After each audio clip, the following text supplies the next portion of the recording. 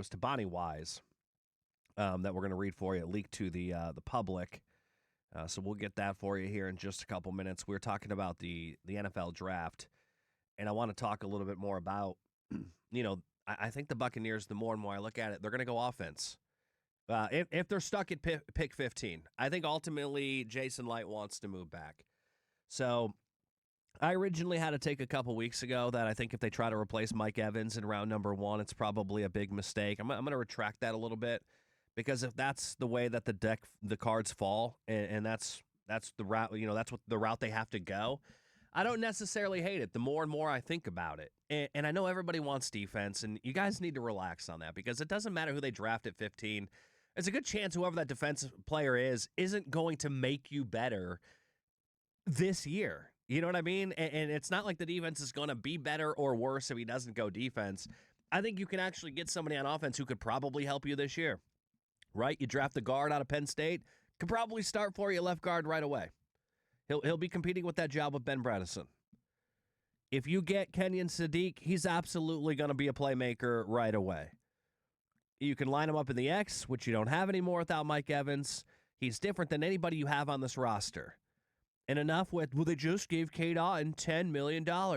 They are not the same player. Get over the fact that they have TE next to both of their names. They're not the same player. Is Cade Otton a red zone threat? He is not. No. I think he had one touchdown. I think it came in the final game of the year.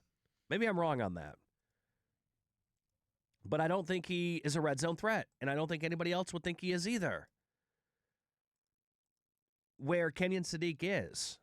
And yeah, he only had one touchdown last year. Yeah, it was against Carolina, I believe, in the final game. Mm-hmm. So he's not a red zone threat. They're two different guys. Cade Otton is your blocking tight end. Sadiq is a guy you can line up in the slot. You can line him up in the X. I mean, you can do so many things to him. Tight end screens, which, this team's screen game is going to be really good this year with Kenneth Gainwell. You put Sadiq back there with him as well in the tight end screen game. Oh, my God. They're going to be able to do some amazing things. And the other question, too, I feel like no one is asking is, we all want defense. I think we all know the edge rusher is not great right now.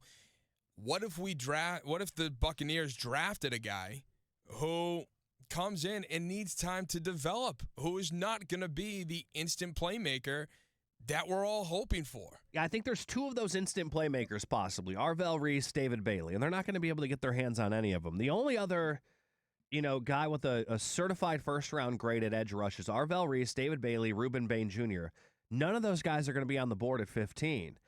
And then you have the Keldrick Falks, the Akeem Mesidors, T.J. Parker out of Clemson, Malachi Lawrence from UCF, and Zion Young from Missouri.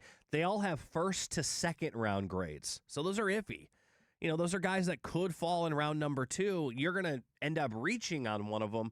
Keldrick Falk is listed as the best fourth best edge rusher in the draft. He's never led Auburn in his 3 years in tackles for losses or sacks. He's a project. And he's a guy that almost gets to the quarterback, but doesn't get to the quarterback. And at 15, you want to take the best player available. And there's going to be guys on offense that there's much better value there. And I just think that's what's going to happen. And I think just like last year, nobody expected, that pick to be a wide receiver with Emeka Egbuka, and it was. And it worked out. He ended up being pretty damn good. Some think he was the best rookie.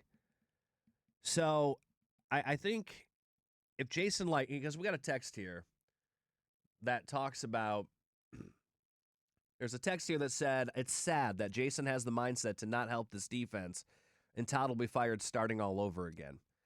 Well, are you going to pick the 30th best player in the draft just because he plays defense? You can't do that. That's not how you build a roster. If you have an opportunity to take the best guard or the best tight end who can play a bunch of different positions on the field, that's not helping this football team. Being able to line up Kenyon Sadiq out wide, inside, in the backfield will do so much for this offense that, hey, you know what? Scoring 60 points a game ain't a bad thing, right? Yeah, and a lot of people pointing out Zach Robinson loves to run with 2 tight ends. So it makes complete sense. His upside is way higher than Kyle Pitts. And I think we got to get over the fact that Cade Otton got re-signed. They're just 2 totally different players. Like, tight ends do so many different things for you. This guy can almost play wide receiver. Who is the straight down the field pass catcher on this team right now? There isn't one. And so he could come into this offense and be a factor right away and make this team better. The defense, I understand there's issues. And you don't have to sit here and try to Band-Aid the defense in the first round and think that's the only way to get it done. Second, third, fourth, fifth, sixth, seventh round, they can all be defense. But in that first round, you got to go best player available. You can't reach. And it's going to happen, guys. I'm warning you. If they pick at 15, be prepared to not see a defensive player get called. It's not the end of the world. It's okay. All right, the stadium update from bizjournal.com. If Hillsborough County and the city of Tampa don't approve a $1 billion public contribution to the Tampa Bay Rays new ballpark, CEO Ken Babby said the team will look elsewhere. In an email from Babby to the county administrator Bonnie Wise and the board of the commissioners obtained by the Tampa Bay Business Journal, Babby said the team's financial framework, which includes $750 million from the county, $251 million from the city, is foundational to the project's viability. The county's presentation shows only $702 million from the county and $224 from the city are available, which is $75 million short of the Rays' ask. Hillsborough commissioners are set to discuss a deal at a workshop Thursday afternoon. That's at 1:30 today. They're going to do this in the middle of a Rays game. That's really when they set this meeting. Here's a direct quote from the email from Babby to Bonnie Wise, who's the county administrator. Should this commitment ultimately not be achievable, we would have no choice but to evaluate alternatives. However, that is not our desired outcome, Babby wrote. Time and action are of the essence going into Thursday's workshop. So the Rays want, obviously, the new stadium open by 2029, and Babby said the deadlines the team has set, including all project agreements finalized by June 1st, are, quote, driven by practical constraints, not pressure tactics. Failure to meet timelines could risk the loss of state funding for Hillsborough College, which Babby said would make the deal economically infeasible. Now, here is a quote directly from the email. Ultimately, we must decide what the value of Major League Baseball is to our community, from both the tangible benefits of economic impact to the intangible benefits of having pride in your hometown team, Babby wrote. Orlando has long loomed as a threat to the Rays' relocation deal. Hillsborough County Commissioner Ken Hagan, a longtime champion of the Rays Stadium in Tampa, has publicly said if a deal can't be reached for a stadium in Hillsborough College, Dale Mabry's campus, the team would then go to Orlando. Ken Babby also referenced the AECOM economic impact study, which has indicated the mixed use of the project and ballpark could generate $75 billion over 30 years. Now, really, that number is about $2.2 billion. Regardless, that's still an impact. $2.2 billion, if that's all it makes, even if it's not really $75 billion, $2.2 is still a profit over 30 years. They got to get the deal done. It's going to make you money. It's not going to make you go broke. The last quote from the email, simply put, we are committed to moving forward towards definitive agreements on the proposed MOU and trust that our elected officials will rise to this once-in-a-lifetime transformational moment for our community and move the project forward responsibly, Babby wrote. Again, the county commission will meet at 1:30 today to discuss the financing framework of the deal, and a vote is expected in early May. We think May 6th or May 7th. They got to figure this out. Like, just get it done. Figure it out. I think the commissioners, I think most of them want this. So that's a good thing. We also have Ron DeSantis, the governor of the state of Florida, has stepped in today to speak about this on Twitter. I have his tweet in front of me.